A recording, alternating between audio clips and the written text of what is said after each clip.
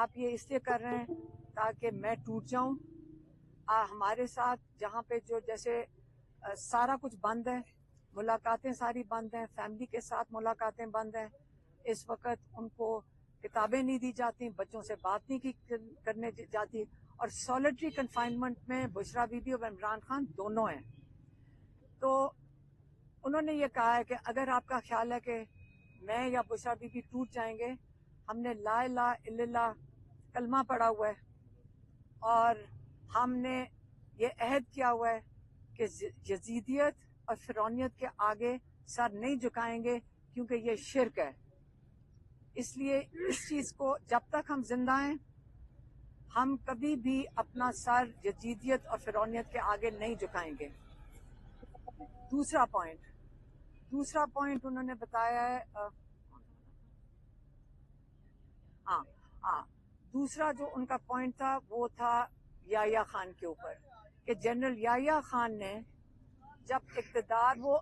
فوج نے یحییٰ خان کو الیکٹ نہیں کیا تھا, فوج کے اوپر جب انہوں نے فوج کا کندھا استعمال کر کے یہ اپنی پوزیشن استعمال کی, انہوں نے یہ سوچا تھا کہ میں اپنا 10 سال اپنا اقتدار لمبا کروں گا, لیکن وہ الیکٹ ہو کر نہیں آئے تھے. لیکن اس کے بعد کیا ہوا, انہوں نے ظلم کا نظام شروع کیا, اور جب یہ اس قسم کی چیز آپ ظلم کرتے ہیں اس کے نتائج دیکھ لیں کہ پاکستان ٹوٹ گیا. اب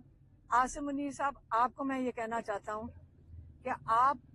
اس وقت فوج نے آپ کو الیکٹ نہیں کیا ہے, آپ یہ سوچ رہے ہیں کہ آپ فوج کے کندھے کے اوپر آپ یہاں پہ 10 سال بیٹھیں گے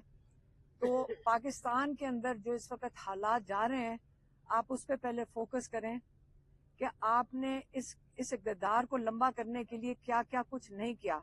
پہلے جمہوریت, پہلے آپ نے 9 مئی کیا جو فالس فلیگ تھا, تاکہ آپ پی ٹی آئی کو اس بہانے سے مکمل طور پہ کرش کر دیں.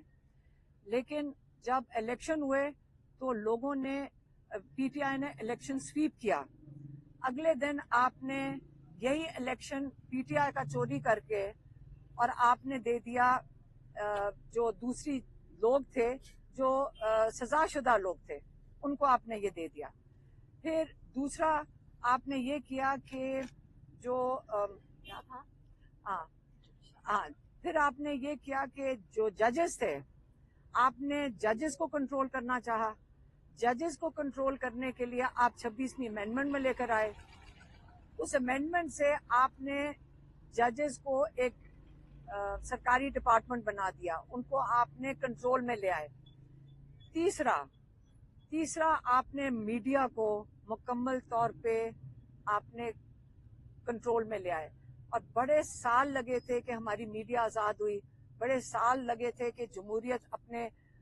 آپ کو ایوالو کر رہی تھی, اور بڑے سال جب سے پاکستان بنا ہے کہ جوڈیشری بھی اپنے آپ کو ایوالو کر رہی تھی. تو آپ نے یہ تینوں چیزوں کو اس وقت آپ نے بالکل رول آف لا کو ختم کر دیا ہے, آپ نے جمہوریت کو ختم کر دیا ہے, اور آپ نے جو ہیومن رائٹس ابیوز ہے, جو اس وقت پاکستان میں جو ظلم کی آپ نے داستانیں اس وقت کھلی ہوئی ہیں جب سے 9 مئی ہوا ہے, وہ تو آج سب کے سامنے ہے. چوتھی چیز اس میں جو ہوا ہے پاکستان میں,